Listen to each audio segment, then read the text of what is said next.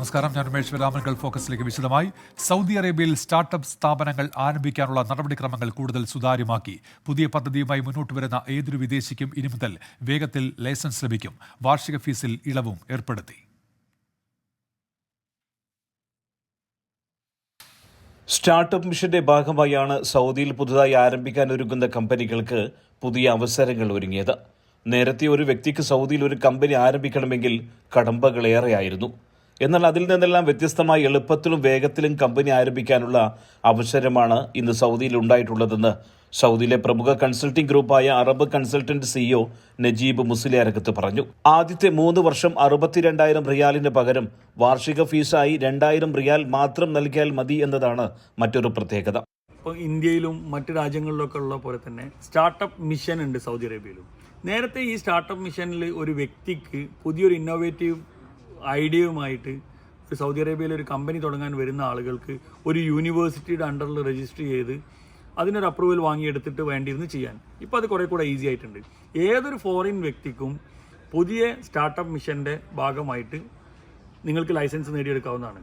ആ പ്രൊജക്റ്റ് നിങ്ങളൊരു brief idea, ഒരു പ്രൊജക്റ്റ് റിപ്പോർട്ട് നമ്മളെ സമീപിച്ച് കഴിഞ്ഞാൽ അത് പഠിച്ചിട്ട് അതിൻ്റെ നെക്സ്റ്റ് സ്റ്റെപ്പ് എന്ത് ചെയ്യണം, അതിനെങ്ങനെ വെബ്സൈറ്റ് ഉണ്ടാക്കണം, അല്ലെങ്കിൽ അതിൻ്റെ മറ്റു കാര്യങ്ങൾ എങ്ങനെ ചെയ്യണം, അതിന് ഒരു ഗവൺമെൻറ് അപ്രൂവ് ബോഡിയിൽ നിന്ന് നിങ്ങൾക്കൊരു അപ്രൂവൽ എടുത്തു തരുന്നതും അതിൻ്റെ ലൈസൻസിങ് പ്രൊസീജിയറും എല്ലാം പൂർത്തിയാക്കി തരാൻ അറബ് കൺസൾട്ട് ഹൗസിന് തീർച്ചയായിട്ടും സാധിക്കും. പുതിയ ആശയവും നൂതന പദ്ധതിയുമായി എത്തുന്ന ഏതൊരാൾക്കും നിഷ്പ്രയാസം സൗദിയിൽ കമ്പനികൾ ആരംഭിക്കാൻ കഴിയും. മലയാളികൾ ഉൾപ്പെടെയുള്ള വിദേശ സംരംഭകർക്ക് മികച്ച അവസരമാണ് ഇപ്പോൾ സൗദിയിൽ കൈവന്നിരിക്കുന്നത്. സുബൈറുദ്ദീനൂർ, 24 ദമ്മാം. സൗദി അറേബ്യയിലെ ഗിദിയ സിറ്റിയിൽ ഗെയിമിംഗ് ആൻഡ് ഇ സ്പോർട്സ് കേന്ദ്രം പ്രവർത്തനം തുടങ്ങി. പ്രതിവർഷം 1 കോടി സന്ദർശകർ ഇവിടെ എത്തുമെന്നാണ് പ്രതീക്ഷ. ലോകത്തിലെ ആദ്യത്തെ ഗെയിമിംഗ് ആൻഡ് ഇ സ്പോർട്സ് ഹബ്ബാണ് സൗദിയിലെ ഗിദിയ സിറ്റിയിൽ കഴിഞ്ഞ ദിവസം അനാവരണം ചെയ്തത്. ഇതോടെ ഗെയിമിംഗ് ഇ സ്പോർട്സ് വ്യവസായത്തിന്റെ ആഗോള കേന്ദ്രമായി ഗിദിയ മാറും. സിറ്റിയുടെ ഹൃദയഭാഗത്ത് സ്ഥിതി ചെയ്യുന്ന പദ്ധതിയിലൂടെ ആഗോളതലത്തിലുള്ള മത്സരങ്ങൾ സംഘടിപ്പിക്കാവുന്ന 4 അത്യാധുനിക വേദികൾ നിർമ്മിക്കും. പ്രതിവർഷം 10 ദശലക്ഷം സന്ദർശകർ ഇവിടെ എത്തുമെന്നാണ് പ്രതീക്ഷ. 73,000 സീറ്റിംഗ് കപ്പാസിറ്റിയുള്ള വേദികളിൽ വർഷം മുഴുവനും മത്സരങ്ങളുണ്ടാകും. ലോകത്തിലെ ഏറ്റവും വലിയ LED സ്ക്രീൻ ഇവിടെ സ്ഥാപിക്കും. സന്ദർശകർക്കും കളിക്കാർക്കും താമസിക്കാനും ഷോപ്പിംഗിനും മറ്റു വിനോദ പരിപാടികൾക്കുമുള്ള സൗകര്യം പദ്ധതിയിൽ ഉൾപ്പെടുത്തിയിട്ടുണ്ട്. 2019 നിർമ്മാണം ആരംഭിച്ച ഗിദിയ പദ്ധതി ലോകത്തിലെ തന്നെ ഏറ്റവും വലിയ സാംസ്കാരിക വിനോദ കേന്ദ്രമായിരിക്കും. റിയാദിന്റെ തെക്കു പടിഞ്ഞാറ് ഭാഗത്ത് 367 ചതുരശ്ര കിലോമീറ്ററിലാണ് ഗിദിയ സിറ്റി വരുന്നത്. റിയാദ് നഗരത്തിൽ നിന്നും 45 കിലോമീറ്ററാണ് ഇങ്ങോട്ടേക്കുള്ള ദൂരം. അടുത്ത വർഷം മുതൽ ഇ സ്പോർട്സ് ലോകകപ്പിന് സൗദി വേദിയാകുമെന്ന് നേരത്തെ പ്രഖ്യാപിച്ചിരുന്നു. ജലീൽ കണ്ണമംഗലം, 24 ജിദ്ദ. ചെറുകിട സംരംഭകർക്ക് ഉൽപ്പന്നങ്ങൾ പ്രദർശിപ്പിക്കാനും വിൽപ്പന നടത്താനും അവസരമൊരുക്കുന്ന സുഖ് അൽ ഫ്രീജിന്റെ 2ാം സീസണ് ദുബായിൽ തുടക്കമായി. ദുബായ് മുനിസിപ്പാലിറ്റിയുടെ നേതൃത്വത്തിൽ 2 ഘട്ടങ്ങളായിട്ടാണ് പരിപാടി. ആദ്യഘട്ടം അൽവർഗ പാർക്കിലും 2ാം ഘട്ടം അൽ ബർഷാപോൺ പാർക്കിലും നടക്കും. ചെറുകിട സംരംഭകർക്ക് അവരുടെ ഉൽപ്പന്നങ്ങൾ പ്രദർശിപ്പിക്കാനും വിൽപ്പന നടത്താനും അവസരം ഒരുക്കുക എന്ന ലക്ഷ്യത്തോടെയാണ് ദുബായ് മുനിസിപ്പാലിറ്റി സുഖ് അൽ ഫ്രീജിന് തുടക്കമിട്ടിരിക്കുന്നത്. രാജ്യത്തെ ചെറുകിട സംരംഭങ്ങളെ പ്രോത്സാഹിപ്പിക്കുകയും ഇത്തരം സാധനങ്ങളിൽ ഉപഭോക്തൃ വിശ്വാസം വർദ്ധിപ്പിക്കുന്നതിനുമുള്ള നഗരസഭയുടെ ശ്രമങ്ങളുടെ ഭാഗമായാണ് പരിപാടി സംഘടിപ്പിക്കുന്നത്. ഇത് 2ാം തവണയാണ് സുഖ് അൽ ഫ്രീജിന് നഗരസഭ ആസൂത്രണം ചെയ്യുന്നത്. അതോടൊപ്പം രാജ്യത്തെ യുവാക്കളെ സ്വന്തമായി സംരംഭങ്ങൾ തുടങ്ങാൻ പ്രോത്സാഹിപ്പിക്കുക എന്നതും പദ്ധതിയുടെ ലക്ഷ്യമാണ്. 2 ഘട്ടങ്ങളിലായാണ് പദ്ധതി നടപ്പാക്കുക എന്ന് നഗരസഭ അറിയിച്ചു. ആദ്യഘട്ടം ഇന്നു മുതൽ ഈ മാസം 31 വരെ അൽവർഖ പാർക്കിലാണ് നടക്കുക. 2ാം ഘട്ടം 2024 ജനുവരി 5-നും 21-നും ഇടയിൽ അൽബർഷ പോൺ പാർക്കിൽ നടക്കും. വൈകിട്ട് 4 മണി മുതൽ രാത്രി 10 മണി വരെ സുഖ് അൽ ഫ്രീജിലേക്ക് സന്ദർശകർക്ക് പ്രവേശനം അനുവദിക്കും. കഴിഞ്ഞ തവണത്തെ സീസണിൽ 1 ലക്ഷത്തോളം ആളുകളാണ് സുഖ് അൽ ഫ്രീജ് സന്ദർശിക്കാൻ എത്തിയത്. 24 ദുബായ്. OICC മക്ക കമ്മിറ്റിയുടെ നേതൃത്വത്തിൽ നോർക്ക പ്രവാസി ക്ഷേമനിധി ഹെൽപ്പ് ഡെസ്ക് ആരംഭിച്ചു. Saudi western regional committee president KT Muneer ഉദ്ഘാടനം ചെയ്തു. പ്രസിഡന്റ് നൌഷാദ് പെരിന്തലൂർ അധ്യക്ഷനായി. നോർക്കയുടെ അംഗത്വ ഇൻഷുറൻസ് കാർഡ്, നോർക്ക ക്ഷേമനിധി, ഹോസ്പിറ്റൽ ഡിസ്കൗണ്ട് കാർഡ് തുടങ്ങിയവ ഈ സേവന കേന്ദ്രം വഴി ലഭ്യമാകും. അസീസിയിലെ പാനൂർ റെസ്റ്റോറന്റിൽ മാസത്തിലെ ആദ്യത്തെയും അവസാനത്തെയും വെള്ളിയാഴ്ചകളിലായിരിക്കും ഹെൽപ്പ് ഡെസ്ക് പ്രവർത്തിക്കുക. INTUC മലപ്പുറം ജില്ലാ പ്രസിഡന്റും മഞ്ചേരി നഗരസഭാ ഉപാധ്യക്ഷനുമായ VP ഫിറോസ് മുഖ്യാതിഥിയായിരുന്നു. അലി തേക്കുതോട്, നൌഷാദ് അടൂർ തുടങ്ങിയവർ സംസാരിച്ചു. ദുബായ് കരാമയിൽ ഗ്യാസ് സിലിണ്ടർ പൊട്ടിത്തെറിച്ചുണ്ടായ അപകടത്തിൽ പരിക്കേറ്റ് ചികിത്സയിലായിരുന്ന ഒരാൾ കൂടി മരിച്ചു. തലശ്ശേരി പുന്നൂൽ സ്വദേശി ഷാനിലാണ് മരിച്ചത്. ഇതോടെ അപകടത്തിൽ മരിച്ചവരുടെ എണ്ണം 4 ആയി.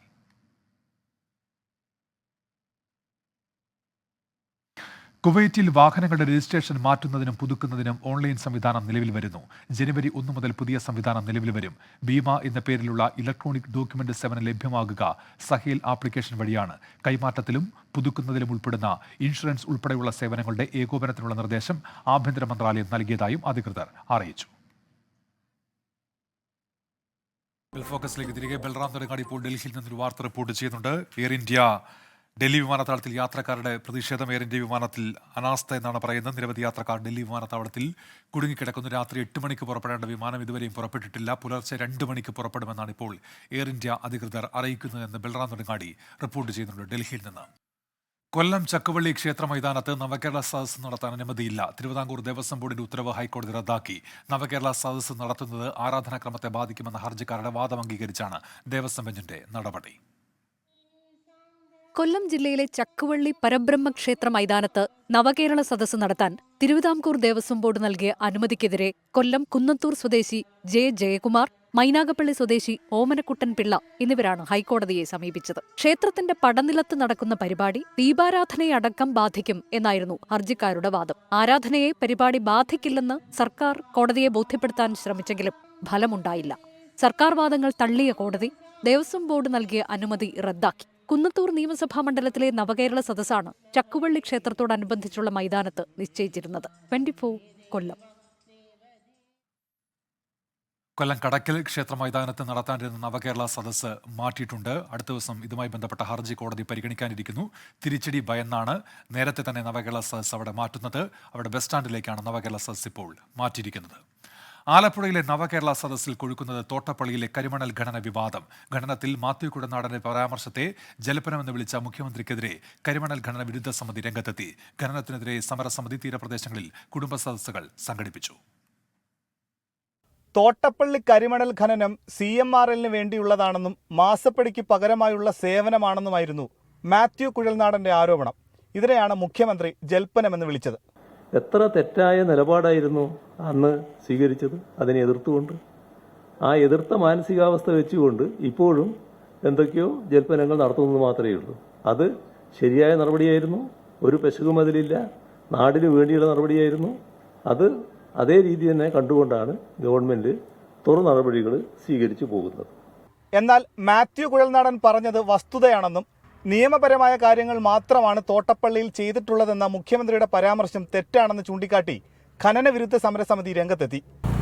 ഇന്ന് ബഹുമാനായ മുഖ്യമന്ത്രി പറഞ്ഞ മറുപടി തീരദേശ ജനതയെ മുഴുവൻ, നാടിനെ മുഴുവൻ തെറ്റിദ്ധരിപ്പിക്കുന്നതാണ്. ഇത് വളരെ വ്യക്തമായി ഇതിനകത്ത് പേര് പറഞ്ഞുകൊണ്ട് തന്നെ കാര്യങ്ങൾ പറയുന്നു. എന്ത് ജൽപ്പനങ്ങളാണ് അദ്ദേഹം പറഞ്ഞത് എന്നുള്ളത് ശ്രീ പിണറായി വിജയൻ വ്യക്തമാക്കേണ്ടതുണ്ട്. തോട്ടപ്പള്ളിയിൽ നടക്കുന്ന കരിമണൽ ഖനനത്തിനെതിരെ അമ്പലപ്പുഴ മണ്ഡലത്തിൽ നവകേരള സദസ്സ് നടന്ന തീരദേശ ഭാഗങ്ങളിൽ കുടുംബ സദസ്സുകൾ സംഘടിപ്പിച്ചു. 24 ആലപ്പുഴ. മലപ്പുറം മഞ്ചേരിയിൽ ബസ് ഓട്ടോയിൽ ഇടിച്ച് 5 പേർക്ക് ദാരുണാന്ത്യം. ഒരു കുടുംബത്തിലെ 4 പേരും ഓട്ടോ ഡ്രൈവറുമാണ് മരിച്ചത്. വൈകിട്ട് 6 മണിയോടെയായിരുന്നു അപകടം. മഞ്ചേരി കിഴക്കേത്തലയിൽ നിന്ന് പുല്ലൂരിലേക്ക് പോകുന്ന ഓട്ടോ ആണ് അപകടത്തിൽപ്പെട്ടത്. ഓട്ടോ ഡ്രൈവർ അബ്ദുൾ മജീദ്, മൂസിന, സഹോദരി തസ്നീമയുടെ മക്കളായ 7 വയസ്സുകാരി റിൻഷ ഫാത്തിമ, 3 വയസ്സുകാരി റൈസ ഫാത്തിമ എന്നിവരാണ് മരിച്ചത്. ഇവർക്കൊപ്പമുണ്ടായിരുന്ന സാബിറ, 11 വയസ്സുകാരൻ മുഹമ്മദ് നിഷാദ്, 4 വയസ്സുകാരി അഹ്സ ഫാത്തിമ, മുഹമ്മദ് അനാൻ, റൈഹാൻ എന്നിവരെ പരിക്കുകളോടെ ആശുപത്രിയിൽ പ്രവേശിപ്പിച്ചു. ഇവിടെ എത്തിയതിനു മുമ്പ് ഒരു സ്ത്രീ മരണപ്പെട്ടിരുന്നു. ഈ ഓട്ടോ ഡ്രൈവർക്ക് അതീവ ഗുരുതരാവസ്ഥയാണ് ഇവിടെ എത്തിയിട്ടാണ് മരണപ്പെട്ടത്. പിന്നെ 2 പേരെ ഗുരുതരായിട്ട് കൊരമ്പ പ്രൈവറ്റ് ഹോസ്പിറ്റലിലേക്ക് എത്തിച്ചു. അതിപ്പോൾ എന്താണ് അവസ്ഥ, ഒന്ന് ഡെത്തായെന്ന് പറയുന്നുണ്ട്. ഇവിടെ എത്തിയതിനു ശേഷമാണ് ഈ ഡ്രൈവറും ഈ കുട്ടി മരണപ്പെട്ടത്. മൃതദേഹങ്ങൾ മഞ്ചേരി മെഡിക്കൽ കോളേജ് ആശുപത്രിയുടെ മോർച്ചറിയിൽ സൂക്ഷിച്ചിരിക്കുകയാണ്. അപകട കാരണം വ്യക്തമായിട്ടില്ല. ഇറക്കമിറങ്ങി വന്ന ബസ് ഓട്ടോയിലേക്ക് ഇടിച്ചു കയറുകയായിരുന്നു. പിഴവ് ആരുടെ ഭാഗത്താണെന്ന് ഇപ്പോൾ പറയാനാവില്ലെന്ന് മലപ്പുറം SP പറഞ്ഞു. അപ്പോൾ പരിശോധിക്കട്ടെ. ഞങ്ങളിപ്പോൾ ഒന്ന് മോട്ടോർ വെഹിക്കിൾ ഡിപ്പാർട്ട്മെന്റ് കൂടി ആലോചിച്ചിട്ട് ഞങ്ങളൊന്ന് സ്ഥലം ഒരു സംയുക്തമായിട്ട് പരിശോധന നടത്തും. അവിടെ എന്തെങ്കിലും ഇഷ്യൂസ് ഉണ്ടാകുമെന്ന് നോക്കും. എന്തായാലും ഇപ്പോൾ ഒരു സ്ട്രെയിറ്റ് റോഡാണെന്നാണ് പറയുന്നത്. അപ്പോൾ അത് നോക്കട്ടെ, പരിശോധിച്ചിട്ട് പറയാം. അപകടം നടന്ന സ്ഥലത്ത് പോലീസും മോട്ടോർ വാഹന വകുപ്പും പരിശോധന നടത്തി. ബസിന്റെ ഡ്രൈവറെ മഞ്ചേരി പോലീസ് കസ്റ്റഡിയിലെടുത്തിട്ടുണ്ട്. തീർത്ഥാടകർ മറ്റൊരു വാഹനത്തിൽ ശബരിമലയിലേക്ക് പോയി. 24 മലപ്പുറം. തിരുവനന്തപുരത്ത് നടന്ന 28ാമത് രാജ്യാന്തര ചലച്ചിത്രമേളയ്ക്ക് സമാപനം. മികച്ച ചിത്രത്തിനുള്ള സുവർണ ചകോരം ജാപ്പനീസ് ചിത്രം ഈവിൾ ഡസ് നോട്ട് എക്സിസ്റ്റ് സ്വന്തമാക്കി. പ്രേക്ഷക പ്രീതിയടക്കം 2 പുരസ്കാരങ്ങൾ മലയാള ചിത്രം തടവിനാണ്. വ്യവസായവൽക്കരണം ഒരു ഗ്രാമത്തിൽ സൃഷ്ടിക്കുന്ന പ്രശ്നങ്ങൾ ചർച്ച ചെയ്ത ജപ്പാനീസ് ചിത്രം ഈവിൾ ഡസ് നോട്ട് എക്സിസ്റ്റ് മേളയിലെ മികച്ച ചിത്രമായി. റുസുക്കെ ഹാമാഗുച്ചിയാണ് ചിത്രം സംവിധാനം ചെയ്തത്. മികച്ച സംവിധായകനുള്ള രജത ചകോരം സംവിധായകൻ ഷോക്കിർ ഖോലിഗോവ് സ്വന്തമാക്കി. വൃദ്ധ ദമ്പതിമാരുടെ ജീവിതം പ്രമേയമാക്കിയ സൺഡേ എന്ന ചിത്രത്തിനാണ് നേട്ടം. മികച്ച ഏഷ്യൻ ചിത്രത്തിനുള്ള നെറ്റ്പാക്ക് പുരസ്കാരവും സൺഡേക്ക് തന്നെയാണ്. മലയാള ചിത്രമായ തടവ് മേളയിലെ പ്രേക്ഷക പ്രീതി നേടിയ ചിത്രമായി. മികച്ച മലയാള ചിത്രത്തിനുള്ള നെറ്റ്പാക്ക് പുരസ്കാരം സ്വന്തമാക്കിയത് ആനന്ദ് ഏകർഷി സംവിധാനം ചെയ്ത ആട്ടം. മികച്ച മത്സര ചിത്രത്തിനുള്ള ഫിപ്രസി പുരസ്കാരം സ്പാനിഷ് സംവിധായകൻ ഫെലിപ്പോ കാർമോണയുടെ പ്രിസൺ ഇൻ ദ ആൻഡസ് സ്വന്തമാക്കി. മികച്ച മലയാള നവാഗത സംവിധായികയായി B32 മുതൽ 44 വരെയിലൂടെ ശ്രുതി ശരണ്യം നേടി. ഇന്ത്യയിലെ മികച്ച നവാഗത സംവിധായകനുള്ള പുരസ്കാരത്തിന് ഉത്തം കാമാട്ടി അർഹനായി. സിനിമാ രംഗത്ത് സംവിധായകർക്ക് നൽകുന്ന സമഗ്ര സംഭാവന കണക്കിലെടുത്തുള്ള lifetime achievement award Polish സംവിധായകൻ ക്രിസ്റ്റോഫ് സനൂസി ഏറ്റുവാങ്ങി. 24 തിരുവനന്തപുരം. ചലച്ചിത്ര അക്കാദമിയിൽ ഭിന്നത രൂക്ഷമായിരിക്കെ ചലച്ചിത്രമേളയുടെ സമാപന ചടങ്ങിൽ ചെയർമാൻ രഞ്ജിത്തിനെതിരെ പ്രതിഷേധം. സമാപന ചടങ്ങിലെ രഞ്ജിത്തിന്റെ പേര് പരാമർശിച്ചപ്പോൾ കാണികളുടെ ഭാഗത്തുനിന്ന് കൂക്കുവിളിയുണ്ടായി. ചെയർമാനെ തിരുത്തുകയോ പുറത്താക്കുകയോ ചെയ്യണമെന്ന് അംഗങ്ങൾ ആവശ്യപ്പെട്ടു. ആദരപൂർവ്വം ക്ഷണിക്കുന്നു.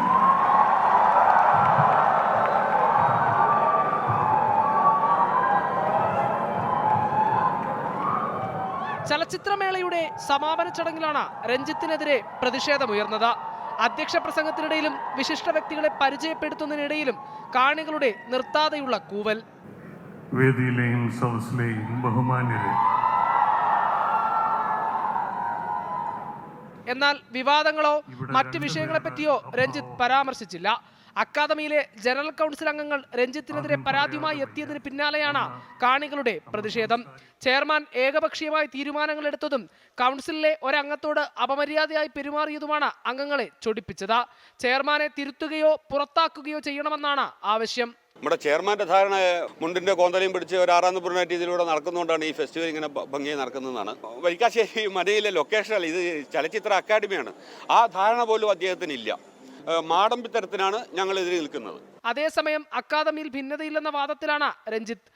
ഇപ്പോൾ താൻ രാജിവെക്കേണ്ട സാഹചര്യമില്ലെന്നും രഞ്ജിത്ത് പറഞ്ഞു. ഈ നടന്നു എന്ന് മാധ്യമങ്ങൾ പറയുന്ന കുറെ പേരുടെ പേരുകളിൽ 3 പേർ ഇതിനകം അക്കാദമിയെ ബന്ധപ്പെട്ട് സെക്രട്ടറി സംസാരിച്ചത്. ഒന്ന് കുക്കു പരമേശ്വരനാണ്, ഒന്ന് സോഹൻ ശ്രീനുലാലാണ്, ഒന്ന് സിബി കെ തോമസ് ആണ്. അങ്ങനെ ഒരു മീറ്റിംഗ് ഉണ്ടായിട്ടില്ല. ഓൺലൈനിൽ ഞങ്ങൾ പങ്കെടുത്തിട്ടില്ല. ഞങ്ങൾ അക്കാദമിക്കെതിരെയും ചെയർമാനെതിരെയും ഒരു ചുവട് വെക്കില്ല എന്ന് സെക്രട്ടറിയെ തന്നെയാണ് അവർ വിളിച്ച് ബോധ്യപ്പെടുത്തിയത്. ഞാൻ രാജിവെക്കണോ? ഭിന്നതയില്ലെന്ന വാദം ചെയർമാൻ ഉന്നയിക്കുമ്പോഴും അക്കാദമിയിലെ അസ്വാരസ്യങ്ങളിൽ സാംസ്കാരിക വകുപ്പിനും സർക്കാരിനും തലവേദനയാകുകയാണ്. 24 തിരുവനന്തപുരം. രാജ്യാന്തര ചലച്ചിത്രമേളയിൽ 24 പുരസ്കാര തിളക്കം. തിരുവനന്തപുരം റിപ്പോർട്ടർ കെ ഹരികൃഷ്ണൻ ജൂറിയുടെ പ്രത്യേക പരാമർശത്തിന് അർഹനായി. 10,000 രൂപയും പ്രശസ്തി പത്രവും അടങ്ങുന്നതാണ് പുരസ്കാരം. മേളയുമായി ബന്ധപ്പെട്ടുള്ള വിവിധ റിപ്പോർട്ടുകൾ പരിഗണിച്ചാണ് പുരസ്കാരം. ഗൾഫ് ഫോക്കസിലേക്ക് തിരികെ. ഡൽഹിയിൽ വീണ്ടും എയർ ഇന്ത്യ വിമാനം വൈകുന്നു. 8:30 ഡൽഹിയിൽ നിന്നും ഗുവാഹത്തിയിലേക്ക് പോകേണ്ട വിമാനം ഇതുവരെ പുറപ്പെട്ടിട്ടില്ല. പുലർച്ചെ 2 മണിക്ക് പുറപ്പെടും എന്നാണ് ഇപ്പോൾ ലഭ്യമാകുന്ന അറിയിപ്പ്. വിവരങ്ങളുമായി ബൽറാം തുടങ്ങാടിയുണ്ട്. ബൽറാം, എന്താണ് ഇതിന് കാരണം? ബൽറാം. ഉന്മേഷ, സാങ്കേതിക പ്രശ്നങ്ങളാണ് വിമാനം വൈകാൻ കാരണമെന്നാണ് ജീവനക്കാർ ഇപ്പോഴും യാത്രക്കാരെ അറിയിച്ചിരിക്കുന്നത്. എന്നാൽ എന്താണ് ആ സാങ്കേതിക കാരണം എന്ന് വിശദീകരിക്കാൻ തയ്യാറായിട്ടില്ല. നിരവധി യാത്രക്കാരാണ് ഇത്തരത്തിൽ ഡൽഹി വിമാനത്താവളത്തിൽ കുടുങ്ങിക്കിടക്കുന്നത്. നേരത്തെയും എയർ ഇന്ത്യ വിമാനം അനിശ്ചിതമായി വൈകുന്നതിനെതിരെ പ്രതിഷേധമുണ്ടായിരുന്നു. സമാനമായ പ്രതിഷേധം ഇപ്പോഴും വിമാനത്താവളത്തിൽ തുടരുകയാണ്. ജീവനക്കാരും ഒപ്പം തന്നെ യാത്രക്കാരും തമ്മിലുള്ള വാഗ്വാദങ്ങളും തുടരുകയാണ്. കൃത്യമായി എന്താണ് വൈകുന്നതെന്ന് വിശദീകരിക്കാൻ പോലും കഴിയാത്ത ഒരു സാഹചര്യം ഉണ്ടാകുമ്പോൾ 8:30 പുറപ്പെടേണ്ട വിമാനത്തിലെ യാത്രക്കാർക്ക് ഇപ്പോൾ നൽകിയിരിക്കുന്ന അറിയിപ്പ് പുലർച്ചെ 2 മണിക്ക് വിമാനം പുറപ്പെടും എന്നാണ്. എന്നാൽ യാത്രക്കാർക്ക് മതിയായ മറ്റ് സൗകര്യങ്ങൾ കുടിവെള്ളം പോലും ലഭ്യമാക്കാൻ കമ്പനി ഇതുവരെയും തയ്യാറായിട്ടില്ല എന്നുള്ളതാണ് പ്രതിഷേധം വർദ്ധിപ്പിക്കുന്നത്. പല യാത്രക്കാരും കുടുംബസമേതം യാത്ര ചെയ്യുന്നവരുണ്ട്. അതുകൊണ്ട് തന്നെ മറ്റു സൗകര്യങ്ങൾ ഉൾപ്പെടെ ഒരുക്കണമെന്ന ആവശ്യമുണ്ട്. സൈനികർ അടക്കമുള്ളവർ ഇത്തരത്തിൽ കുടുങ്ങിക്കിടക്കുന്നവരിൽ ഉണ്ട്. ഉന്മേഷ്. ബൽറാം നെടുങ്ങാടിയാണ് വിവരങ്ങൾ നൽകിയത്. KSRTC എന്ന പേരിനായുള്ള നിയമ പോരാട്ടത്തിൽ കേരളത്തിന് തിരിച്ചടി. കേരള കർണാടക സംസ്ഥാനങ്ങൾക്ക് തുല്യ അവകാശമാണ് ഇത് ഉപയോഗിക്കാനെന്ന് മദ്രാസ് ഹൈക്കോടതി വിധിച്ചു. KSRTC എന്ന പേര് കേരളത്തിന് മാത്രം നൽകണമെന്നാവശ്യപ്പെട്ട് കേരളം നൽകിയ ഹർജിയിലാണ് ഉത്തരവ്. വർഷങ്ങളോളമായി ഉപയോഗിക്കുന്ന പേര് ഒരു സംസ്ഥാനത്തിനായി മാത്രം നൽകാൻ കഴിയില്ലെന്നും ഔദ്യോഗികമായി പേര് ആദ്യം രജിസ്റ്റർ ചെയ്ത് കർണാടകയാണെന്നും ഹൈക്കോടതി വിലയിരുത്തി. ജസ്റ്റിസ് സെന്തിൽ കുമാർ രാമമൂർത്തി അധ്യക്ഷനായ ബെഞ്ചിന്റേതാണ് വിധി.